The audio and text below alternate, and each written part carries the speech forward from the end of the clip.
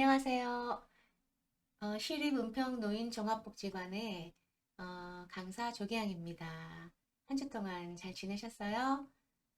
요즘 뉴스 기사나 인터넷 보면은 사람 사는 세상이 왜 이런가 싶게 하루도 조용할 날 없이 그렇게 시끄러운 일들이 많이 그냥 쏟아져 나오더라고요.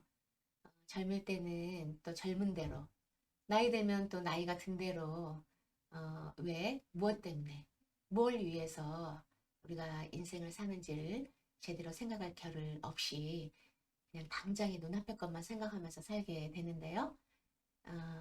인생에 이렇게 발걸음을 멈추고 거기에 한번 탁 떠들고 그런 것들을 생각할 때쯤이면 이미 이제 나이가 너무 많이 든 다음이거나 아니면 뭐 그렇지 않다 하더라도 아주 힘든 그런 큰 일들을 겪은 다음이거나 예, 그런 게 이제 대부분인 것 같습니다. 사람은 무엇으로 사는가라는 책을 그 러시아의 톨스토이라는 작가가 썼는데요. 그런 의미에서 오늘은 이 작품을 소개해 드리려고 합니다. 방송으로 담기에는 너무 그 양이 길어서 제가 조금 더 요약 정리한 내용을 두 번으로 나누어서 들려드릴게요. 사람은 무엇으로 사는가? 톨스토이. 집도 땅도 없이 한 농가를 빌려 살고 있는 아주 가난한 구두 수송공인 세몬이라는 사람이 있었습니다. 얼마나 가난했는지 겨울에 추울 때 입는 외투도 한 벌밖에 없어서 외출할 때는 아내와 번갈아 입어야 할 정도였죠. 어느 날 세몬이 구두를 만들 양가죽을 사러 집을 나섰습니다. 그동안 자기가 일해서 번 돈을 챙겨가고 또 외상으로 구두를 수선해준 사람들에게 외상값을 받아서 보태서 이렇게 사려고 했습니다. 그런데 외상값을 갚는 사람이 하나도 없었어요. 결국 양가죽을 사는 것은 허사가 되고 말았죠. 세모는 홧김에 술을 마시고 얼큰하게 취한 채 집에 가고 있는 중이었습니다. 그런데 길모퉁이 교회 앞에서 길가에 쓰러져 있는 벌거숭이 남자를 발견했어요. 그대로 놔두면 그 남자는 얼어 죽을 것이 분명했습니다. 세모는 처음엔 사실 그 남자를 그냥 지나치려고 했어요. 그 사람이 어떤 사람인지도 모르는 데다가 도와주고 나서 또 봉변을 당할 수도 있잖아요. 그러나 냉정하게 외면하지는 못하고 살짝 조금 가까이 다가가서 이렇게 얼굴을 쳐다봤어요. 세몬이 그 남자의 눈과 마주치자 세몬의 마음속에는 그 남자가 불쌍하다는 생각이 저절로 드는 거예요. 세몬은 이 추운 겨울에 벌거벗은 채 쓰러져 누운 그 남자에게 자신의 신발을 벗어서 신기고 자신의 하나밖에 없는 외투도 벗어서 입혀 주었습니다. 나쁜 놈들에게 봉변을 당한 모양이군. 세몬이 말하자 그 남자는 그게 아니라 하느님으로부터 벌을 받은 것입니다. 이렇게 대답을 하는 것이었어요. 갈 때도 쉴 때도 없다는 그 남자가 하는 말투와 행동이 전혀 나쁜 사람 같아 보이지 않았어요. 그래서 세모는 말 못할 사정이 있어서 이러고 있었겠거니 싶어 그 남자를 데리고 집으로 돌아왔습니다. 그때 세몬의 아내는 집에 먹을거리가 남아있지 않아 마지막 남은 빵을 구워야 하나 말아야 하나 고민하며 이제나 저제나 남편 오기만을 기다리며 집안일을 하고 있던 중이었어요. 그런데 양가죽을 사러 간 남편이 빈손에 게다가 술까지 잔뜩 마시고 낯선 남자까지 데리고 왔으니 화가 단단히 났습니다.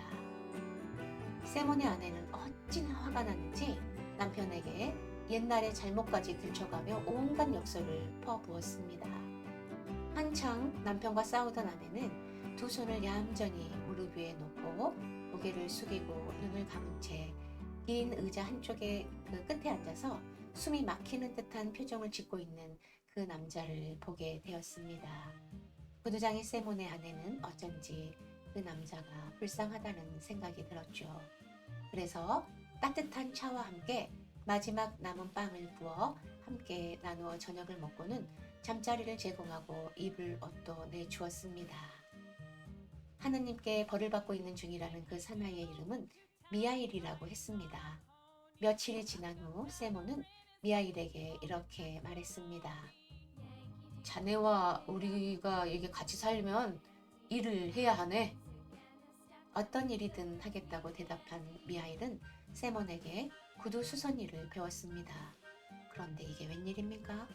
놀랍게도 초보자 미하일이 기술자인 세몬보다 더 일을 잘하는 게 아니겠어요?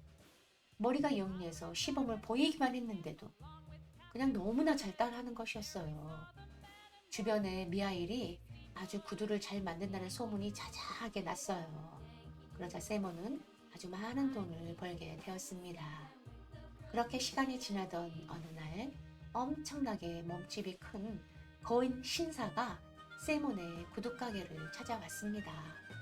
그리고는 아주 값비싼 외국 수입산 가죽을 탁 내놓더니 그걸로 1년을 신어도 찌그러지지 않고 실밥이 터지지 않는 구두를 만들어 달라고 주문을 하는 것이었어요. 만약 1년도 안 되어 찌그러진다든지 실밥이 터진다든지 그런 일이 생기면 감옥에 쳐 넣겠어. 그렇게 말했습니다. 세모는 그 거인 신사가 가져온 가죽이 너무나 값비싼 가죽이라 혹시 일이 잘못되면 어쩌나 하고 망설였는데 미하일이 덥석 주문을 받는 것이었습니다. 그런데 미하일은 그 가죽으로 거인 손님이 그 신사가 주문한 구두를 만드는 것이 아니라 슬리퍼를 재단하고 있었습니다. 여보게 미하일, 나를 아주 감옥에 쳐 넣으려는 생각인가? 아니 그 손님은 구두를 주문했는데 왜 슬리퍼를 만들고 있는 건가? 세몬이 화가 나서 미하일에게 야단을 치며 따지고 있는데 그 거인 신사의 하인이 급히 달려왔습니다. 아까 주문한 장화 때문에 저희 그 마님의 분부를 받고 왔습니다. 실은 나리께서 집으로 가는 도중 마차에서 갑자기 돌아가셔가지고요. 장화가 필요 없게 되었어요. 그러면서 그 거인 신사의 하인은 죽은 사람에게 신기는 장례의 칠을 슬리퍼로 만들어 달라고 하는 것이었어요. 미하일은 테이블 위에 남긴 가죽을 둘둘 말아 챙기고 다 만들어진 슬리퍼를 들어서 탁탁 먼지를 턴 다음 하인에게 건네주었습니다. 하인은 공손히 슬리퍼를 받아들고는 문을 나섰습니다. 네, 미하일이라는 이 사람이 참 신통방통한 사람이네요. 어떻게 평생 그 신발을 만드는 일을 해온 세몬보다 그 짧은 시간에 구두를 더 잘 만들 수 있는지, 또 어떻게 거인 신사가 또 죽을 줄을 미리 알았는지 그 주문했던 구두는 안 만들고 또 슬리퍼를 만들었잖아요. 정말 참 신기하죠. 어쨌거나 미하일을 도와준 덕분에 이 착한 구두장이 세몬이 돈도 벌 수 있고 네, 좋긴 합니다만 아무튼 미하일은 신비에 쌓인 인물인 것은 틀림없는 것 같습니다. 예전에 제가 어릴 적에는요, 제가 시골에 살아서 그런지 몰라도 물건 팔러 온 그런 행상을 하는 아주머니들도 집에 이렇게 들렸다가 또 밥도 얻어먹고 가기도 하고요. 또 거지들도 그때 막 여기 왔었던 것 같아요. 그러면은 이게 남은 밥이나 식은 밥, 뭐 보리쌀도 한 대박 주기도 하고 뭐 그랬던 것 같은데요. 우리 집만 그랬던 건 아니고 더러 이렇게 동네에 그런 집들이 그렇게 해주는 집들이 많았었던 것 같아요. 자연스럽게. 근데 요즘은요, 개인적으로 좀 도와주기는 참 무서운 세상이에요. 막 그런 사람 막 불쌍하다고 집으로 들여가지고 막 옛날처럼 그렇게 했다가는 뭐 어떻게 될지 모르잖아요. 사실 세상이 워낙 또 삭막하다 보니까 옛날하고 달라져서요. 미하일처럼 그렇게 벌거벗은 사람이 한겨울 쓰러져서 이렇게 누워있는 걸 발견했다면 우리 어르신들은 어떡하시겠어요? 예, 세몬처럼 도와주실 수 있겠어요? 요즘은요, 일단은 경찰서나 파출소에 먼저 이렇게 전화를 하시는 게 순서일 것 같아요. 그죠? 그리고 이제 그렇게 하면 필요한 기관에서 또 알맞은 조치를 할 거고, 도움 줄 거 있으면 뭐 그때 또 뭐 좀 그 기관을 통해서 그런 공적인 기관들을 통해서 전달하고 하는 게 요즘 시대에 맞게 도와주는 방법이 아닐까 싶습니다. 그렇게 해도 착한 선업 짓는 것은 똑같다고 봅니다. 미하일이 어떤 사람인지 은근 궁금해지는데요.